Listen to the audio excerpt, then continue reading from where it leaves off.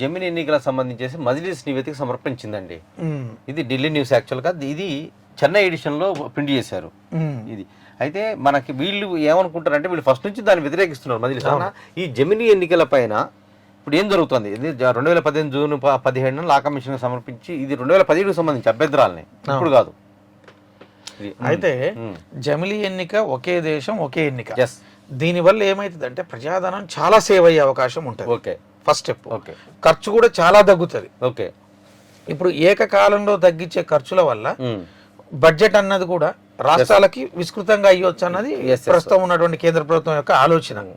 కానీ ఒకే దేశం ఒకే ఎన్నిక విధానము తర్వాత తదుపరి రూపాంతరం చెందుతూ అదేమన్నా అధ్యక్ష పరిపాలనకు జారీ ఇస్తే ప్రాంతీయ పార్టీల మనుగడ ఉండదు. ఓకే, అందుకని ప్రాంతీయ పార్టీలు అన్ని కూడా వ్యతిరేకిస్తున్నాయి. ఓకే, 100%. ఇందులో ఎలా ఒకే దేశం ఒకే ఎన్నిక విధానం వల్ల ప్రజలపై భారం చాలా తగ్గుతుంది. ప్రజల డబ్బే కదండి, ప్రజల డబ్బే కదా ఇదంతా. కాబట్టి సహజం అదిగా ఒకే దేశం ఒకే ఎన్నిక విధానం అది వచ్చిందంటే నీకు ఓటింగ్ అవకాశం ఎవరికి ఉంటుంది? జాతీయ పార్టీలకు మాత్రమే ఉంటుంది.